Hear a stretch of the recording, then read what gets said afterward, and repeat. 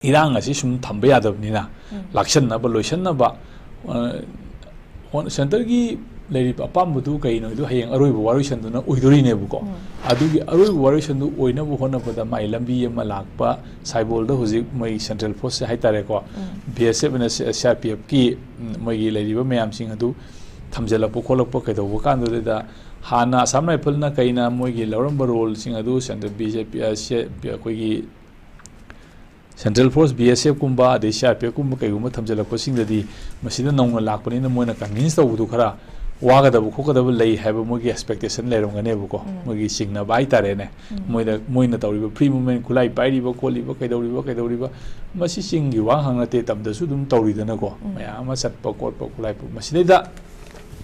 ban tabagi da su hojik khul ngak pa phajan be yaroi adei kulai paraga satpa adu tawbe yaroi na mayam irang hauri dana ko sisu adum sem masigi position do singda su dum lei aba hojik se singda su singdana khara hena sathina lei maram di mafam du di khara khoina law and order si control tawba ngamdaba phiu mamada leibani na haiba mayam punamak se moisu adugi part amuina adum tawribane ba adu tawbasi masida khoi ni yeng ba yari ba potche ai khoi na mamang da khoi kitang aina mayam su comment mayam tawna gare ko mamang gi statement sing da khoi gi union home minister Amit Shah gi statement da manipur da thoi birang si drug amadi terrorist ka mai lena de masi kangluk irang ne na hai gi ba pot am su mana lei gare ko sigi statement matang si aduna hai di ba pot ase Masida da yeng ba taraga di central government na masi karam na yengi bano magi mi yeng si kamai tau bano haibusi yamna koida yamna am critical oire ko haidi lebak si ledi ba pot si karino ter haidi koi si da na state government na lebak asi da thoi birang ase popi thaba ya thatpa aduga influx terrorists aduga influx hoigi illegal immigrant mayam sing lok thok na bo hona rubadagi tholok pa irang ni haidana people da convince tawno hona yeba center na amuk madugi potu mu yadre ba Amit Shah gi mamangi version amada yagi dreba ko maramdi mana yam phongna haigre Manipur gi leiri irang ase terrorist amadi drug ka mari lena de terrorism drug ka mari lena de kangluk irang ne na haigrabani na masi central government ki wasi koi gi state na kari hana response tori no haibadi hojibokta koi khangde adu center na Manipur de lepi hena honorable chief minister de still logic su hairi bu ko ma lepi bu Manipur karma Manipur no kayam chawo Manipur no hojik ori Manipur sira kayam pixela kada no kwai to godam no kokada haibadu magi la kada decision du na orak pa ya hena khali aduna hojik laiba irang ase masida da central pole thamjel ise kari laknana ba kari control tawna ba pot no haibado center gi ba tonga miyeng lerangani adu miyeng du da haiba miyeng adu leriba chingi kuki hena haiba tare ne hojiki leriba pot si da ko sigi mirang irang khulai pa yongna hawi hairi sp suai hairi moi gi irang da kari da marang lan horokpada adei moi gi economic blockade lauthok po koto po kedo makha ta step win changsara ko matam sing da ko masigi pose aikoina irang asigi manung chan na thokpa makoi gi agitation amane ko haidi makoi gi pandam du phangna bagi strategy amane ba adugi strategy du di mong lakpi ai adei kuki more la roi la pham morok pi ai amorok pi ai na hayo me am punamak se moi gi strategy du haije bane ba makoi gi strategy do Manipur kaibi yaroi amadi Manipur ngakadabani Manipur gi apun masaktam si hani film si ke gum to hung porok pi yaroi hairi baduna karam ba strategy da thengnagi haibudu ne thengnagadage amadi thengnarige amadi hairi ba potching ase karmaina yengi gi haiba miyeng tuna magi waruisan gi pot ama lakane ko aduna asigi film aside da koina hektamak ngasimak heta sini haiba yadaba madi physiology gi pot ama dum yawuni na ko ana future haibisi kana amtana haiba ngamdedra adu ngamdraga su satliba khongchat asida lawriba warep amadi chathariba mayam sing asina ngasigi future do lepakadabani na ada hoji kari haina response dori center na ngarang thamba potu SP yauna so over sing asida moida kari lauthori kari haina wari saduri kamai tawduri haibado central force ki laiba pot mayam sing sida kari response tawduri ge do koina masi matam khara masi observe to bom sangi yeng bom sangi na ai sumai thang thakachari oza mathangda lakchaning badi khoi gi chief minister and birena phongdok khiba wafam da khoi gi manipur gi irang asina maram oidana asi ana nangliba awa ana tariba kaya asi lengak ama leina thokliba asi yenglaga humanitarian gi wakhalonda lali haikibani lal horiba terrorist sing da haija khiba nate haiba mahaki wafam sengdorapagi warol amakhaktang thengnari mahaki wafam sida oza opposition gi side gi phongdorappada soikre haibana yaroi lengakna chapchaba moral responsibility logadabani haiba khoi hana gi chief minister na phongdokhiba wafam oibo bi phongdokhiba wafam aduga constitution na piba mathodang bandan thamdokpa ikai ningai ni haiba khoi gi congress working committee gi member gai khangam na phongdokhiba tongan tongan wafam sing thengnari oza wafam sing sing matang na kari haibini masi politics ki meyeng dagi amana amada pai haina baduna amani ko lari puna mosi constitution gi manung da tawri ba ngaktani constitution gi lari ba posi constitution haibasi karino haiba kanda koi loina khangnare center state relation da whatever conflict arises center will prevail haibase constitution da mayek seng iraga leiba potne abuko aduna center gi apam badugi wakhalon da state ta piriba provision sing aduna state na tawgada mathau sing adudida center gi apam baduga mai karigumba khenaba lakba taragadi magi haiba potu center na madu dictate tawba ngami prevail tawba ngami haibase constitution da madu yawa leibani na constitutional crisis ne na aidi logde ba simadi ko saida state na tawba mam de provision mayam ma leigre bu ko adudida masu gi rainti gi bu kudong chaba adu tawada tawbaina madum masigi matam matam gi lenga to da opposition na haiba haiba sidi masigi photo dum tawga lai congress na paring ju bjp na hai bjp na paring ju congress na hai mpp na hai gani wari bo ko laigane ba sidi aduga honorable cm na mana lale haije base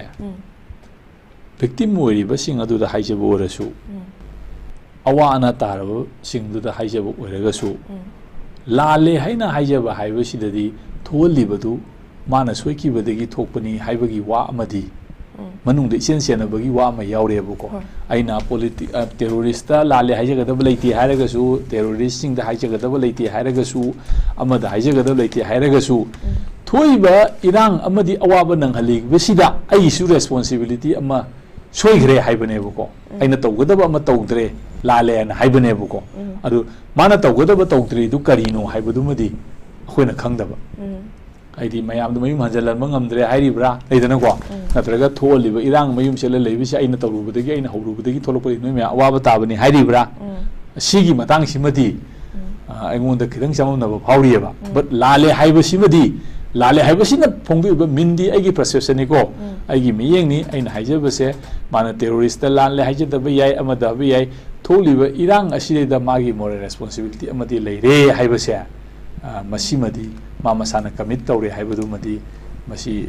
aigi keno degi thamningi mana terrorist lale haijadaba yai amada lale haijadaba yai adu lale hana haijarabani na victim da lale hairasu amada lale haisu victim da lale haijai noi victim mohliba noigi noiba awa tahaliba se masida aisu saru yaurure na haibane bako seng haibada aduna madugi potumadi adamana yauridu aina sumain tawraga hanjalani sumain tawni haiba potugi mayek sengba ngamdabani na mana haiba lale na haiba potu karamba mongda karaidagi madu solution porakadagi haibadudi honorable cm na madu wakhan khanba tabani aduga tawudabu masimadi very opposition na haibana wa amani ko congress na haibana wa amani but akoi gi miyeng degi haiba taraga di mana riba potu da lale haijeru lale na hairabani na mal lale haibasi public domain da leire dana ko ma masana su ngasi su dum haire dana ain haijebu du sidane na adu mana haijeri du moi mayam sai miyum dhanjal bangam dre duna lale hairibra atra moi gi pham piba ngam dre lale hairibra aduna adai gi mayam sing do adu mayek sengbam di sangba aduna adu aigi perception di mana lale haijarabani na lale haijabagi ma thoiba irang asideda makoi bu film sida pore iba sideda magi responsibility amadi leire adugi asoibaduna maram kanda noina sida yorakpani noina sida leibani haibodo adu madi mayek sengna thoe nai ꯑꯗꯨꯃꯥꯏꯅ ꯊꯝꯖꯒꯦ ꯊꯥꯒꯠꯆꯔꯤ ꯑꯣꯖꯥ ꯑꯗꯨꯒ ꯍꯧꯈꯤꯕ ꯑꯩꯈꯣꯏꯒꯤ November 25ꯗꯒꯤ ꯍꯥꯏꯕ ꯇꯥꯔꯦ 57 mountain ꯗꯤꯕꯤꯖꯟꯒꯤ ꯒꯦꯔꯤꯁꯟ ꯃꯅꯨꯡꯗ ꯆꯪꯈꯤꯕꯗꯒꯤ ꯑꯩꯈꯣꯏ ꯃꯁꯥ ꯊꯤꯕ ꯈꯪꯗꯅ ꯀꯃꯜ ꯕꯥꯕꯨꯁꯤ ꯂꯩꯔꯤꯉꯩ ꯃꯔꯛꯁꯤꯗ ꯀꯃꯜ ꯕꯥꯕꯨꯒꯤ ꯖꯣꯏꯟ ꯑꯦꯛꯁꯟ ꯀꯃꯤꯇꯤ JAC ꯑꯁꯤ ꯃꯨꯊꯠꯂꯒ ꯑꯅꯧꯕ JAC ꯑꯃ ꯁꯦꯝꯒꯗꯕꯅꯤ ꯀꯟꯇ꯭ꯔꯦꯛꯇꯔ ꯑꯃꯗ ꯌꯥꯎꯕ ꯌꯥꯔꯣꯏ ꯍꯥꯏꯕꯅꯆꯤꯡꯕ ꯋꯥꯍꯩ ꯀꯌꯥ ꯊꯥꯕ ꯆꯦ ꯑꯃꯗꯤ ꯕꯣꯝ ꯊꯝꯂꯝꯂꯦ ꯍꯥꯏꯕ ꯄ꯭ꯔꯤꯟꯠ ꯑꯃꯗꯤ ꯏꯂꯦꯛꯇ꯭ꯔꯣꯅꯤꯛ ꯃꯦꯗꯤꯌꯥ ꯀꯌꯥ ꯑꯃꯗ ꯐꯣꯡꯅꯔꯛꯂꯤ ꯃꯔꯛꯁꯤꯗ ꯍꯥꯏꯔꯤꯕ ꯇꯥꯟꯖꯥꯁꯤꯗ ꯍꯤꯔꯝ ꯑꯁꯤꯒ ꯍꯧꯖꯤꯛꯀꯤ ꯆꯦ ꯊꯅꯝꯂꯤꯕ ꯑꯃꯗꯤ ꯕꯣꯝ ꯊꯝꯂꯝꯕꯅꯆꯤꯡꯕ ꯀꯌꯥ ꯑꯁꯤ KCP ꯑꯃꯁꯨꯡ ꯃꯁꯤꯒꯤ ꯂꯥꯟꯃꯤ ꯁꯤꯡꯂꯨꯞ ꯃꯌꯥꯝꯒꯤ ꯐꯤꯉꯥꯡ ꯂꯥꯟꯃꯤ ꯒ ꯀꯔꯤꯒꯨꯝꯕ ꯍꯤꯔꯝ ꯑꯃꯠꯇꯗ ꯃꯔꯤ ꯂꯩꯅꯗꯦ ꯍꯥꯏꯕꯁꯨ ꯁꯦꯡꯗꯣꯔꯛꯂꯤ ꯑꯣꯖꯥ ꯋꯥꯐꯝꯁꯤꯒꯤ ꯃꯇꯥꯡꯗ ꯀꯔꯝꯍꯥꯏꯅ ꯐꯣꯡꯗꯣꯛꯄꯤꯅꯤ ꯃꯁꯤꯗꯤ ꯌꯥꯝ ꯂꯨꯈ꯭ꯔꯦ ꯃꯔꯝꯗꯤ ꯑꯥꯔꯃꯤꯒꯤ ꯃꯔꯛꯇ ꯊꯣꯛꯄ ꯈꯨꯠꯂꯥꯏ ꯄꯥꯏꯕ ꯉꯥꯛꯇꯅꯦꯕ ꯊꯣꯛꯅꯔꯤꯁꯤꯡꯁꯦ ꯍꯥꯏꯗꯤ ꯑꯐꯥꯎꯕ ꯈꯨꯠꯂꯥꯏ ꯄꯥꯏꯕ ꯑꯉꯝꯕ ꯃꯌꯥꯝ ꯃꯔꯛꯇ ꯊꯣꯛꯅꯕ ꯏꯔꯥꯡꯅꯦꯕꯀꯣ ꯑꯗꯨꯅ ꯅꯣꯡꯃꯩꯒꯨꯝꯕ ꯀꯩꯒꯨꯝꯕ ꯍꯥꯏꯕꯁꯤꯗꯤ ꯃꯣꯏꯗꯗꯤ ꯃꯈꯨꯠꯇ ꯊꯣꯛꯄꯅꯤꯅꯀꯣ ꯑꯃꯔ ꯑꯗꯨꯝ ꯑꯣꯏꯕ ꯌꯥꯏ ꯑꯃ ꯇꯧꯕ ꯌꯥꯏ ꯑꯗꯩ KCPꯅ ꯁꯦꯡꯗꯣꯔꯛꯏꯁꯤꯁꯨ ꯍꯥꯏꯔꯤꯕ ꯄꯣꯠꯇꯨ ꯃꯣꯏꯗ ꯀꯅꯥꯅ ꯀꯔꯤ ꯍꯥꯏꯖꯤꯜꯂꯛꯄꯩꯅꯣ ꯃꯣꯏꯅꯅꯦꯅ ꯍꯥꯏꯔꯛꯄ ꯌꯥꯎꯈꯤꯕ꯭ꯔꯥ ꯑꯗꯨ ꯃꯣꯏꯅ ꯌꯥꯎꯗꯦꯅ ꯍꯥꯏꯔꯤꯗꯨ ꯃꯣꯏꯒꯤ ꯁꯦꯡꯗꯣꯛꯄꯗꯣ ꯃꯣꯏꯒꯤ ꯚꯔꯖꯟꯅꯦꯕꯀꯣ ꯑꯗꯒꯤꯗꯤ ꯍꯧꯖꯤꯛ ꯂꯩꯔꯤꯕ JAC ꯑꯅꯧꯕ ꯃꯨꯊꯠꯀꯗꯕꯅꯤ ꯑꯅꯧꯕ ꯁꯦꯝꯒꯗꯕꯅꯤ ꯈꯣꯠꯀꯗꯕꯅꯤꯅ ꯍꯥꯏꯅꯔꯤꯕ ꯄꯣꯠꯁꯤꯡ ꯑꯁꯤ ꯃꯣꯏꯅ ꯀꯔꯤ ꯄꯦꯟꯗꯕ ꯇꯧꯔꯦ ꯑꯗꯩ ꯍꯧꯖꯤꯛꯐꯥꯎꯗ ꯃꯤ ꯑꯃꯕꯨ ꯃꯥꯡꯈ꯭ꯔꯦ ꯍꯥꯏꯔꯒ ꯁꯨꯝ ꯊꯝꯕ ꯍꯥꯏꯕꯁꯦ ꯃꯤ ꯑꯃꯕꯨ ꯃꯥꯡꯈ꯭ꯔꯦ ꯍꯥꯏꯔꯒ ꯁꯤ ꯍꯥꯏꯁꯨ ꯈꯪꯗ ꯆꯪꯉꯤ ꯍꯥꯏꯁꯨ ꯈꯪꯗ ꯀꯅꯥꯅ ꯍꯥꯏꯗꯤ ꯑꯗꯨꯁꯨ ꯑꯥꯔꯃꯤ ꯀꯦꯝꯗꯒꯤꯀꯣ ꯁꯤꯗꯩꯗ ꯁꯦꯟꯇ꯭ꯔꯦꯜ ꯒꯣꯔꯃꯦꯟꯅ ꯁꯦꯟꯇ꯭ꯔꯦꯜꯒꯤ ꯃꯈꯥꯗ ꯂꯩꯕ ꯁꯦꯟꯇ꯭ꯔꯦꯜ ꯐꯣꯔꯁꯀꯤ ꯂꯩꯔꯤꯕ ꯑꯦꯖꯦꯟꯁꯤ ꯑꯁꯤꯗꯩꯗ ꯀꯔꯤ ꯑꯦꯛꯁꯟ ꯂꯧꯈ꯭ꯔꯒꯦ ꯀꯔꯤ ꯇꯧꯈ꯭ꯔꯒꯦ ꯃꯣꯏꯗ ꯁꯤ ꯄꯨꯊꯣꯔꯛꯎ ꯍꯥꯏꯕꯅꯆꯤꯡꯕ ꯁꯤ ꯇꯧ ꯍꯥꯏꯕꯅꯆꯤꯡꯕ ꯀꯩꯗꯧꯕ ꯁꯤꯗꯕꯨ ꯑꯩꯈꯣꯏꯅ ꯂꯩꯉꯥꯛ ꯑꯃꯒꯤ ꯀꯔꯤꯒꯤ ꯔꯦꯁꯄꯣꯟꯁꯤꯕꯤꯂꯤꯇꯤꯁꯤ ꯀꯔꯤꯅꯣ ꯍꯥꯏꯕ ꯄꯣꯠꯇꯨꯅꯦꯕ ꯊꯣꯛꯂꯛꯏꯕ ꯋꯥꯍꯪ ꯃꯣꯏꯒꯤ JACꯗ ꯊꯝꯕ ꯊꯝꯗꯕ ꯑꯗꯨ ꯑꯗꯥꯏ ꯂꯣꯏ ꯇꯣꯛꯈ꯭ꯔꯣꯕ JACꯅ ꯀꯔꯤ ꯗꯤꯃꯥꯟ ꯇꯧꯐꯝ ꯊꯣꯛꯀꯦꯕ ꯁꯤꯗꯕꯨ ꯅꯠꯇ꯭ꯔ ꯀꯔꯤ ꯍꯥꯏꯐꯝ ꯊꯣꯛꯀꯦꯕ ꯂꯩꯕꯥꯛꯇꯨꯅ ꯃꯁꯥꯅ ꯇꯧꯖꯒꯗꯕ ꯗ꯭ꯌꯨꯇꯤ ꯅꯠꯇ꯭ꯔꯣ ꯍꯥꯏꯗꯤ ꯑꯥꯔꯃꯤꯒꯤ ꯀꯦꯝ ꯑꯃꯗꯒꯤ ꯁꯨꯃꯥꯏꯅ ꯃꯥꯡꯈ꯭ꯔꯦ ꯍꯥꯏꯇꯥꯔꯒꯗꯤ ꯃꯥꯁꯦ ꯑꯥꯔꯃꯤꯒꯤ ꯃꯥꯒꯤ ꯀꯟꯇ꯭ꯔꯦꯛ ꯃꯥꯒꯤ ꯑꯥꯔꯃꯤꯒꯤ ꯃꯣꯏꯒꯤ ꯂꯩꯔꯤꯕ ꯀꯟꯁꯇ꯭ꯔꯛꯁꯟ ꯋꯥꯛ ꯃꯌꯥꯝꯒꯤ ꯊꯕꯛ ꯁꯨꯕ ꯌꯥꯎꯕꯅꯤ ꯈꯣꯠꯄꯅꯤ ꯑꯗꯨꯅ ꯂꯣꯏꯅ ꯂꯩꯅꯔꯦ ꯃꯌꯥꯝ ꯄꯨꯝꯅꯃꯛꯁꯦ ꯑꯗ ꯃꯥꯁꯤ ꯁꯤꯗ ꯂꯩ ꯍꯥꯏꯕ ꯄꯣꯠꯁꯦ ꯑꯗ ꯃꯣꯏꯒꯤ ꯊꯣꯛꯄ ꯃꯇꯝꯗ ꯑꯥꯔꯃꯤ ꯀꯦꯝ ꯆꯪꯕ ꯍꯥꯏꯁꯦ ꯍꯦꯛꯇ ꯒꯦꯠꯇ ꯆꯪꯕꯗ ꯊꯣꯏꯅ ꯆꯪ ꯌꯥꯕ ꯅꯠꯇꯦꯕ ꯄꯥꯁ ꯆꯪꯉꯤꯅꯤ ꯑꯗꯒꯤ ꯃꯣꯏꯒꯤ ꯑꯦꯟꯇ꯭ꯔꯤ ꯇꯧꯔꯤꯅꯤ ꯁꯥꯏꯟ ꯇꯧꯔꯤꯅꯤ ꯃꯥ ꯄꯨꯡ ꯀꯌꯥ ꯊꯣꯛꯈꯤ ꯄꯨꯡꯀꯌꯥ ꯆꯪꯉꯤ ꯍꯥꯏꯕꯅꯆꯤꯡꯕ ꯂꯣꯏꯅꯃꯛ ꯂꯩꯔꯤꯅꯦꯕ ꯑꯗꯨꯒꯤ ꯃꯌꯥꯝꯁꯤꯡ ꯑꯗꯨꯒꯤ ꯂꯩꯔꯤꯕ ꯏꯟꯐꯣꯔꯃꯦꯁꯟ ꯃꯌꯥꯝꯁꯤꯡ ꯑꯗꯣ ꯃꯗꯨꯒꯤ ꯂꯨꯞ ꯍꯣꯜꯁ ꯂꯩꯕ ꯍꯥꯏꯗꯣ ꯃꯗꯨꯗ ꯆꯦꯟꯅꯕ ꯀꯅꯥ ꯑꯥꯔꯃꯤꯅ ꯃꯗꯨꯗ ꯁꯦꯀ꯭ꯌꯨꯔꯤꯇꯤ ꯆꯪꯍꯧꯔꯒ ꯃꯥ ꯆꯪꯈꯤꯅꯤ ꯏꯍꯧꯗꯕ ꯊꯣꯛꯈꯤꯅꯤ ꯏꯍꯧꯗꯕ ꯃꯗꯨꯒꯤ ꯀꯅꯥ ꯒꯥꯠ ꯇꯥꯕꯅ ꯀꯅꯥꯅꯣ ꯒꯦꯠ ꯄꯥꯟꯅꯕꯅ ꯀꯅꯥꯅꯣ ꯑꯗꯨ ꯃꯌꯥꯝꯁꯤꯡꯗꯨ ꯊꯕꯛ ꯂꯧꯈꯠꯂꯕ꯭ꯔꯥ ꯊꯕꯛ ꯊꯥꯗꯠꯂꯕ꯭ꯔꯥ ꯑꯗꯩ ꯀꯃꯥꯏꯅ ꯇꯧꯔꯦ ꯀꯔꯤ ꯃꯌꯥꯝ ꯑꯃ ꯂꯩꯈ꯭ꯔꯦꯕ ꯁꯤꯒꯤ ꯃꯌꯥꯝꯁꯤꯡꯁꯦ ꯑꯩꯈꯣꯏꯅ ꯈꯪꯗꯕ ꯃꯌꯥꯝ ꯂꯩꯔꯝꯒꯅꯦꯕꯀꯣ ꯃꯅꯨꯡꯗ ꯑꯗꯨꯅ ꯍꯥꯏꯔꯤꯕ ꯄꯣꯠ ꯑꯗꯨ ꯏꯁꯝ ꯁꯝꯅ ꯍꯥꯏꯔꯀꯥꯟꯗ ꯗ ꯐꯦꯜ ꯁ꯭ꯇꯦꯠ ꯍꯥꯏꯗꯨꯅꯦꯕ ꯑꯩꯈꯣꯏꯒꯤ ꯁ꯭ꯇꯦꯠꯅꯗꯤ ꯍꯥꯏꯔꯒ ꯐꯦꯜ ꯑꯣꯏꯔꯕ ꯁ꯭ꯇꯦꯠ ꯍꯥꯏꯗꯨꯅꯦꯕ ꯂꯥꯛꯏꯕ ꯄꯣꯠꯁꯦ ꯁꯤꯅ ꯉꯁꯥꯏꯗꯤ ꯑꯥꯔꯃꯤꯒꯤ ꯆꯥꯎꯈ꯭ꯔꯕ ꯀꯦꯝ ꯑꯃꯗꯒꯤ ꯁꯨꯃꯥꯏꯅ ꯇꯧꯅ ꯃꯤ ꯑꯃ ꯊꯕꯛ ꯁꯨꯕ ꯃꯥꯡꯉꯦ ꯍꯥꯏꯕꯁꯤꯕꯨ ꯍꯥꯏꯕ ꯌꯥꯕ ꯋꯥꯔꯕ ꯑꯗꯨꯁꯨ ꯃꯊꯣꯡ ꯃꯔꯝ ꯈꯪꯗꯅ ꯊꯤꯕ ꯈꯪꯗꯅ ꯂꯩ ꯍꯥꯏꯅ ꯍꯥꯏꯕ ꯌꯥꯕ꯭ꯔꯥꯕ ꯃꯣꯏ ꯃꯇꯝ ꯈꯔꯒꯤ ꯃꯅꯨꯡꯗ ꯍꯣꯏ ꯃꯣꯏ ꯃꯤꯁꯤꯡ ꯍꯥꯏꯕꯁꯤ ꯃꯤ ꯑꯁꯤ ꯇꯝꯕ ꯉꯝꯃꯗꯦ ꯑꯗꯨ ꯃꯣꯏꯒꯤ ꯔꯨꯠꯇꯤ ꯂꯩꯒꯗꯧꯅꯦꯕ ꯁꯤꯗ ꯆꯠꯈꯤꯕꯅꯤ ꯁꯤꯗ ꯊꯣꯛꯈꯤꯕꯅꯤ ꯁꯤ ꯇꯧꯒꯗꯕꯅꯤ ꯍꯥꯏꯕꯅꯆꯤꯡꯕ ꯔꯨꯠꯇꯣ ꯁꯤꯁꯇꯦꯝꯗꯨ ꯄꯨꯔꯥ ꯕ꯭ꯔꯦꯛ ꯗꯥꯎꯟ ꯇꯧꯔꯦ ꯍꯥꯏꯕꯒꯤ ꯁꯤꯒꯅꯦꯜ ꯑꯃ ꯐꯪꯉꯦ ꯑꯗꯨꯒ ꯑꯩꯈꯣꯏꯅ ꯐꯪꯕꯩ ꯋꯥꯅꯤꯀꯣ ꯑꯗꯨꯕꯨ ꯑꯦꯖꯦꯟꯁꯤꯗꯗꯤ ꯒꯣꯔꯃꯦꯟ ꯑꯣꯐ ꯏꯟꯗꯤꯌꯥꯗꯗꯤ ꯃꯁꯤꯒꯤ ꯔꯤꯄꯣꯔꯠ ꯂꯣꯏ ꯂꯩꯔꯝꯒꯅꯤꯅ ꯈꯜꯂꯦꯕ ꯍꯥꯏꯗꯤ ꯃꯥꯒꯤ ꯍꯥꯏꯗꯣꯛꯄ ꯌꯥꯗꯕ ꯔꯤꯄꯣꯔꯠ ꯈꯔ ꯁꯣꯏꯗꯅ ꯂꯩꯔꯝꯒꯅꯤꯅ ꯈꯜꯂꯦꯕ ꯃꯣꯏꯅ ꯄ꯭ꯔꯤꯄꯦꯔꯦꯁꯟ ꯇꯧꯕꯗ ꯇꯥꯗꯕ ꯍꯥꯏꯇꯥꯔꯦ ꯁꯨꯃꯥꯏꯅ ꯍꯥꯏꯔꯨꯔꯒꯗꯤ ꯌꯥꯔꯣꯏ ꯄ꯭ꯔꯖꯥꯁꯨ ꯃꯤꯅꯤ ꯈꯪꯉꯤ ꯂꯣꯏ ꯈꯪꯉꯤꯕꯅꯤꯅ ꯂꯣ ꯑꯥꯏꯟ ꯂꯣꯏ ꯈꯪꯅꯔꯤꯕ ꯉꯥꯛꯇꯅꯤꯅ ꯁꯨꯃꯥꯏꯅ ꯍꯥꯏꯔꯨꯕꯗꯤ ꯌꯥꯔꯣꯏ ꯑꯗꯣ ꯀꯔꯝꯍꯥꯏꯅ ꯍꯥꯏꯒꯗꯒꯦꯁꯦ